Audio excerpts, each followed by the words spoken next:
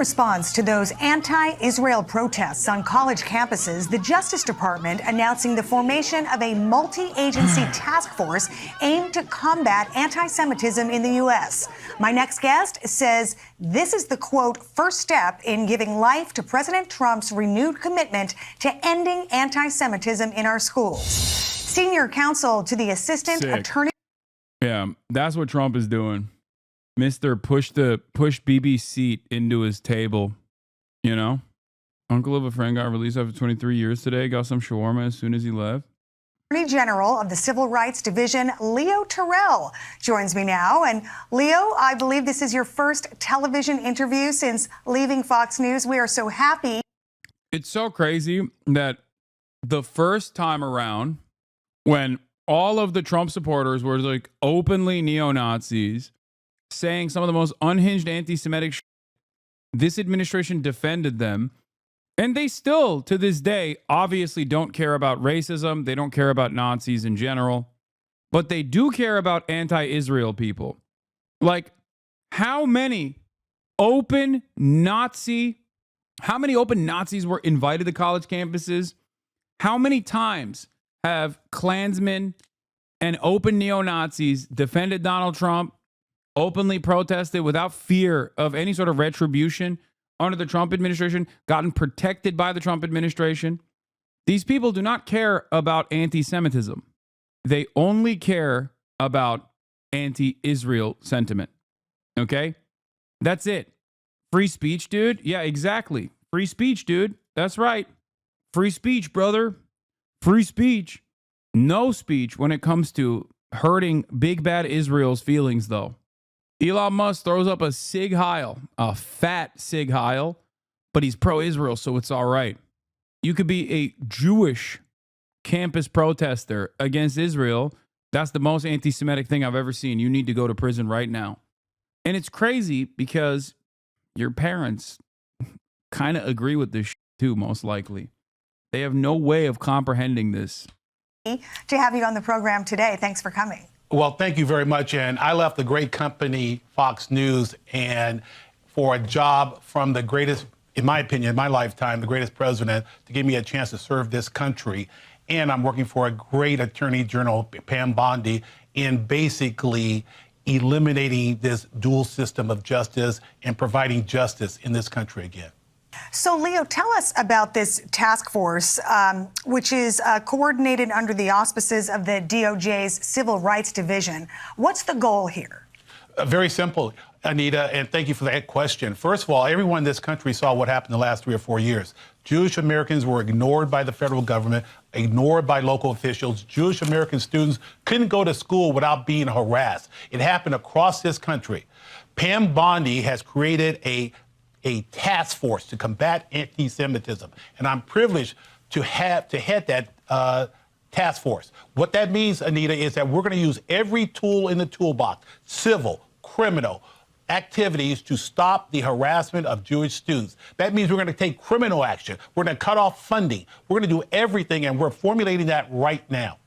Yeah, to your point, we all remember what we saw on college campuses across the country, from Columbia University to UCLA. I believe we have the video where Jewish students were literally barred from going to class by pro-Palestinian protesters, in some cases pro-Hamas protesters. No one, there you go, look at that. Yeah. No one seemed to be doing anything about it, and we heard very little from the last administration on why this was so wrong. So how is this going to change now? Well, you heard crickets from the last administration, and in those protests, I was embarrassed to see my law school, UCLA, allow this type of harassment going on. And Columbia University, how it's going to stop is very simple. We're going to cut off their funding. We're going to take criminal activity against those protesters. We're going to alert these blue cities that allow this. You have to get actively involved. This is the mission that Pam Bondi have given me to proceed with. And we have the education department, Anita, Health and Human Services involved. This is a joint task force to stop this. And I would tell the Jewish community, help is on the way, because Pam Bondi wants to make sure Everyone is treated fairly in this new Department of Justice, and that's what we're going to accomplish.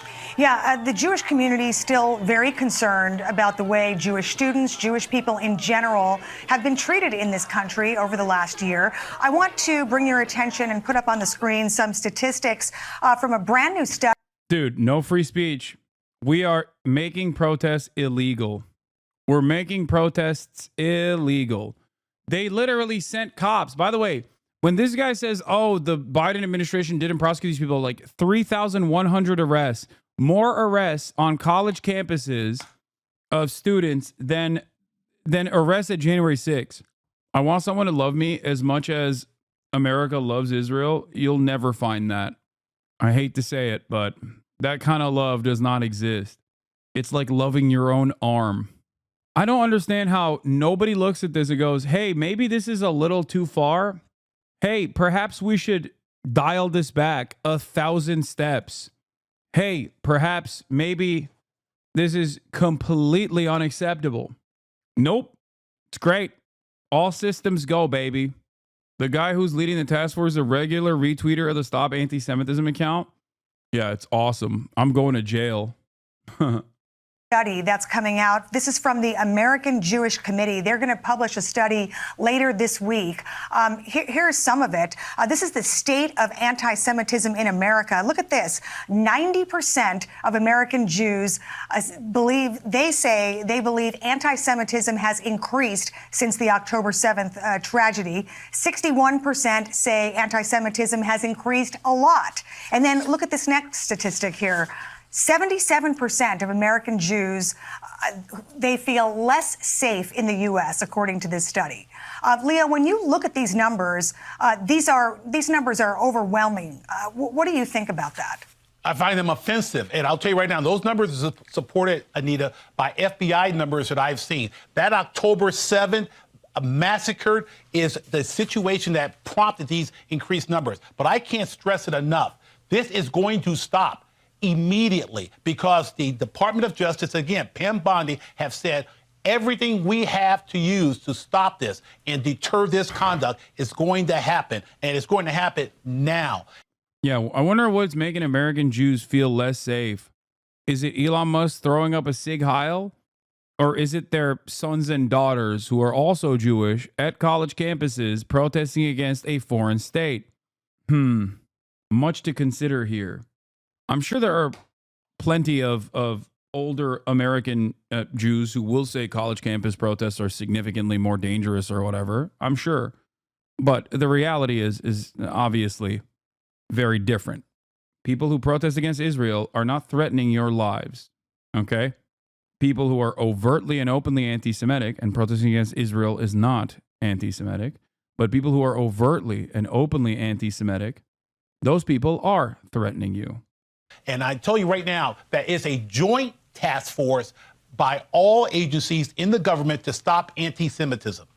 And Leo, while I have you here, I just want to ask you very quickly. President Trump says he plans to create a White House faith office while directing Attorney General Pam Bondi to lead a task force aimed to eliminate what he called anti-Christian bias within the federal government. In the last 20 seconds, what can you tell us about that? Let me tell you right now, everyone in this country knows that one of the greatest things about this country is the fundamental right of free expression and free religion, freedom of religion. And what has happened the last 3 or 4 years, Christians and Catholics have... Yeah, that's why. That's why if you are Muslim, you can't be that way. Not allowed. Dude, people thinking that there's any sort of anti-Christian bigotry in this country are so delusional, okay? I won't say the same, obviously, about anti-Semitism.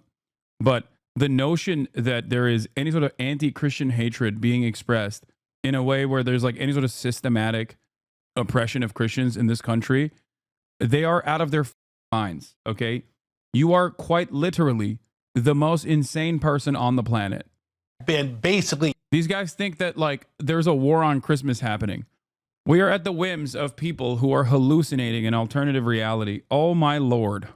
Attacked by this government. We're going to stop it. And that's why President Trump tasked Pam Bondi to take care of it. And I can assure you, knowing Pam, we're going to use all the tools in the toolbox. The irony here, of course, is that anti-Christian attacks are always done on the basis of like, I can't be openly racist. Okay. In a nation that is predominantly Christian, the only thing that these guys have as far as like anti-Christian hatred is that people have freedoms. Okay. That's it.